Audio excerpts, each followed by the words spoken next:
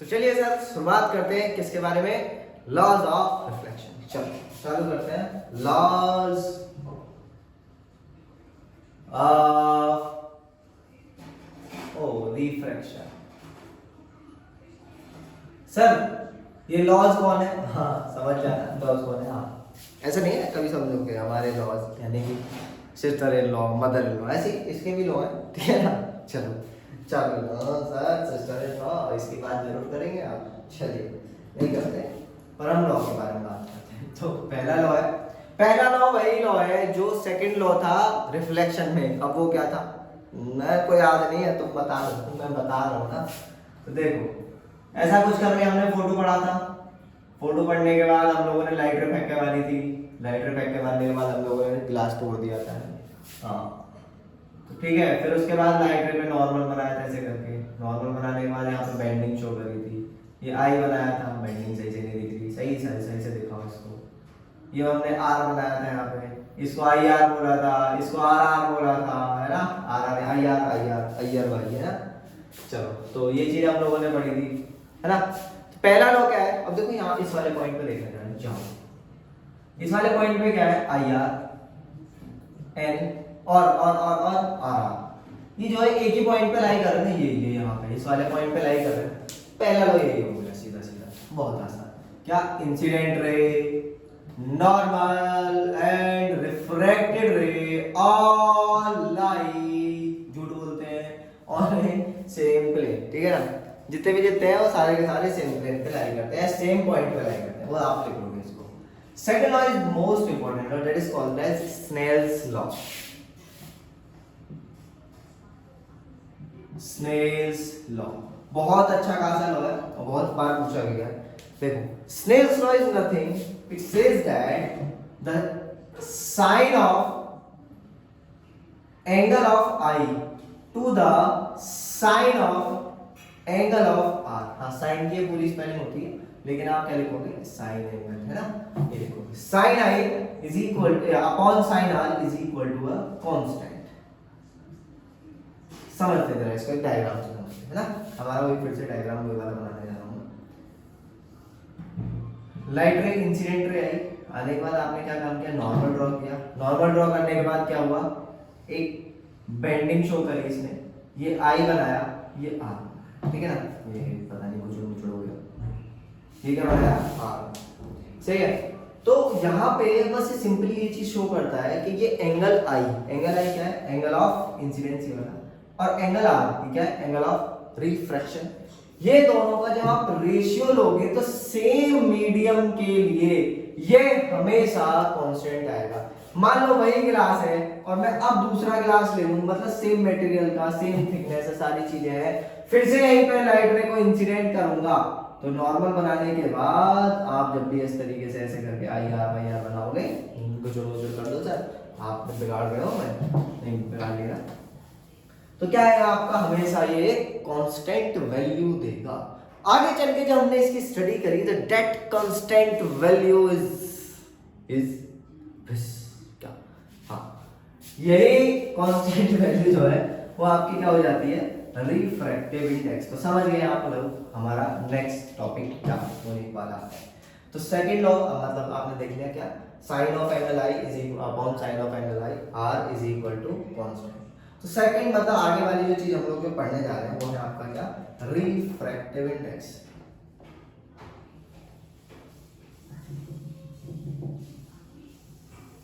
क्या चीज पढ़ने जा रहे हैं, रिफ्रैक्टिव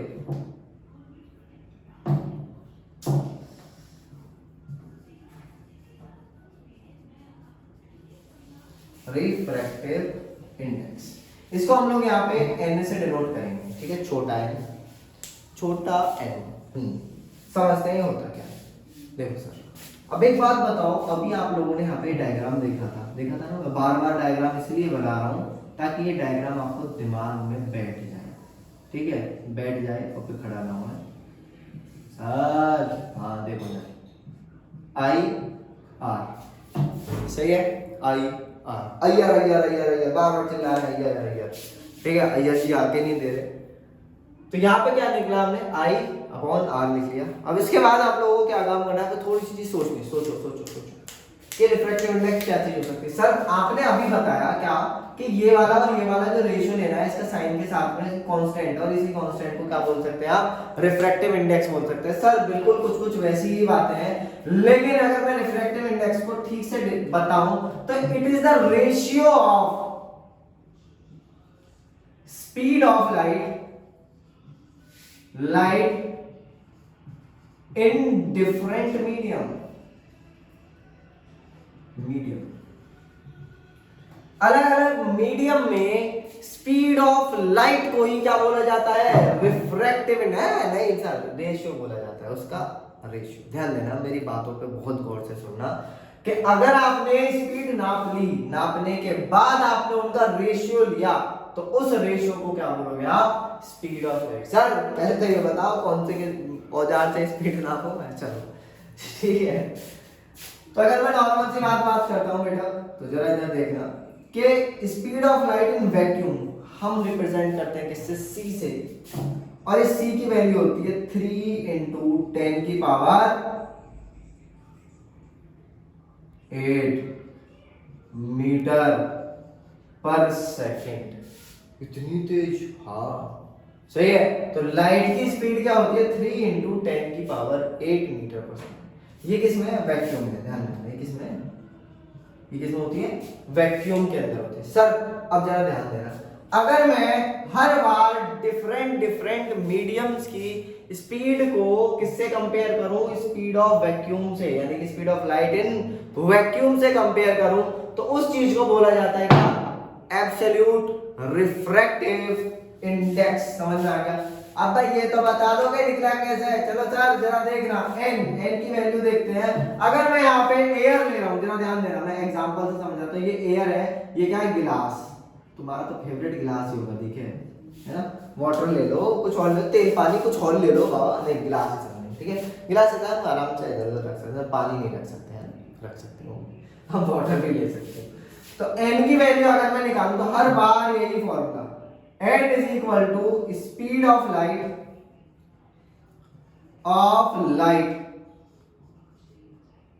इन एयर, यानी कि medium 1 upon speed of light in water, ले सकते हो गिलास ले तो गिलास, यानी कि इन मीडियम 2। अगर मैं इसको m1 लिखता हूं और इसको m2 लिखता हूं तो सर बहुत ज्यादा कंफ्यूजन है एग्जाम में, हमें जो है बहुत प्रॉब्लम होती है, कुछ ऐसा समझ रहा हूँ ना आपको। देखो आपको सीधा सीधा याद रखना, i r upon r are, I r upon r, ठीक है। सर ये क्यों लिखूं, अब जब ये पहले बता रहा है क्या, जरा देखना,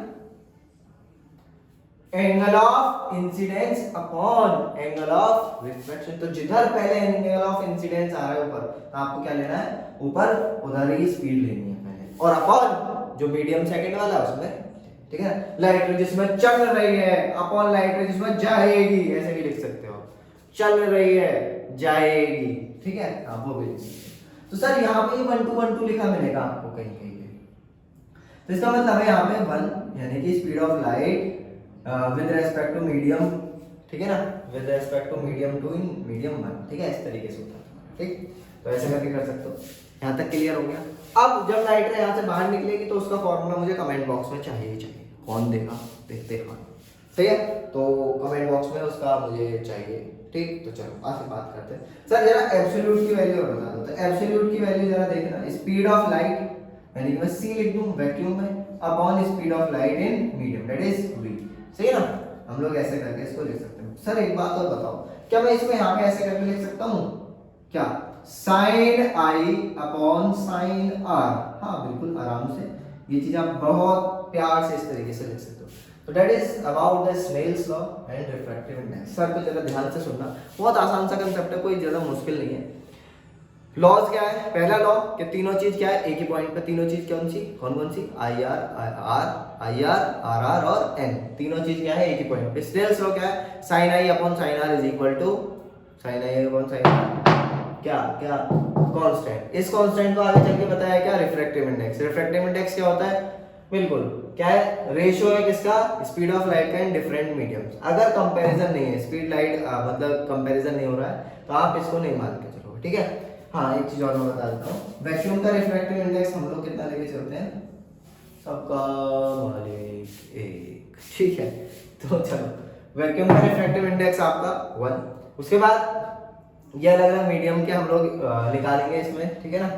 तो कैसे कैसे निकालना है ये मैंने समझाया कैसे, speed of light in medium 1 upon speed of light in medium 2, मैंने बताया जिसमें चल रही है अपॉन जिसमें जाने वाली है, आप इसमें ऐसे कर सकते हो, इसमें चल रही है इसमें जाने वाली है, या फिर आप i r upon r r कर सकते हो, तो पहला मीडियम अपॉन दूसरा मीडियम आ जाएगा। उसके बाद आप क्या काम कर सकते हो, इसको इक्वेट करके लिख सकते हो, सर मैं ये वाला फॉर्मूला इसके इक्वेशन में ऐसे करके लिख सकता हूँ, हाँ लिख सकते हो। यहाँ से आपको आर की वैल्यू पूछ सकता है, यहाँ से आपको आई की वैल्यू पूछ सकता है, यहाँ पे आपको रिफ्रैक्टिव इंडेक्स दे देगा और कुछ किसी की वैल्यू यहाँ पे पूछ सकता है। तो आपको ये चीज याद रखनी है। सर एक बात बताओ, पूछो पूछो। तो सर बाय द वे अगर मैं इसको एक्सचेंज कर रहा ऐसे करके तो क्या होगा, क्या होगा, ये फॉर्मूला भी एक्सचेंज हो जाएगा भाई, है ना। ये ऊपर आ जाएगा, ये नीचे चला जाएगा, क्यों, क्योंकि आर आर नीचे चला गया ना, आ गया ऊपर, ठीक है। वो फॉर्मूला चेंज नहीं होगा, ये चीज हमेशा सेम रहेगी, ठीक है। तो आप यहाँ से फॉर्मूले को आराम से क्या काम कर सकते हो, सॉल्व कर सकते हो, अपने न्यूमेरिकल्स कर सकते हो, ठीक है। ये चीज समझ में। रिफ्रैक्टिव इंडेक्स कोई बड़ी चीज नहीं है, बस सीधा सीधा रेशियो है किसका, speed of lights in different medium. चलो हाँ चलो, थैंक यू, बहुत है आज के लिए, ठीक है।